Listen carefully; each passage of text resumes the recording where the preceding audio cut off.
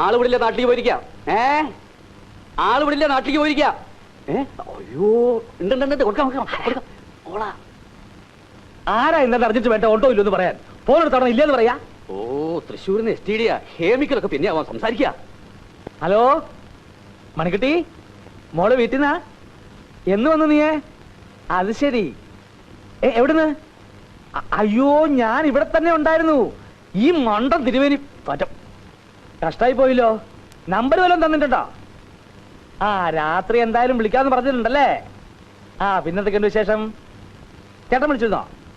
അവനോട് എന്നെ ഇങ്ങോട്ട് വിളിക്കാൻ പറയണം. മോളെന്നാ ഹോസ്റ്റലിലേക്ക് പോവാ? അത് ശരി. പിന്നെ മൂപ്പര് വന്നാ ഞാൻ ചിലപ്പോ ഈ ആഴ്ച വരില്ല.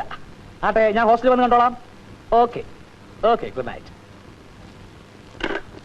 എടോ കീഴ്ശ്ശേരി മരമണ്ടൻ നമ്പൂതിരി, ഇത്രയും കാലമായിട്ടും കോമൺ സെൻസ് എന്നൊരു സാധനം തനിക്കുണ്ടോ? ഉണ്ടോന്ന് ചോദിച്ചാൽ അത് അങ്ങനെ എടുത്ത് കാണിച്ചു തരാൻ പറ്റിയ സാധനമൊന്നുമല്ലോ. എന്നെ ഫോണിൽ വിളിക്കുന്നവരോട് സ്ഥലത്തില്ല എന്ന് പറയാൻ തന്നോട് ആരാ പറഞ്ഞേ? അങ്ങനെ പറഞ്ഞില്ലെങ്കിൽ ഇവിടെ ദിവസവും സർവാണി സദ്യ നടത്തേണ്ടി വരും. ഞാൻ നോക്കിക്കോളാം, എന്റെ ഇഷ്ടാ. ഇതേ വന്ന് നോക്കും അടുക്കളയില്. ചിലര് ഫോണിൽ വിളിച്ചാ ഇതേ ഇവിടെ ഇല്ല, നാട്ടിൽ പോയിരിക്കാന്ന് പറയാ. ഇതേ നാട്ടിൽ എന്നെ പഠിപ്പിച്ചേ എന്ന് വെച്ചാ ആര് വിളിച്ചാലും അങ്ങനെ തന്നെ പറയാ. എത്ര വലിയ നഷ്ടാ ഉണ്ടായെന്ന് അറിയോ തനിക്ക്?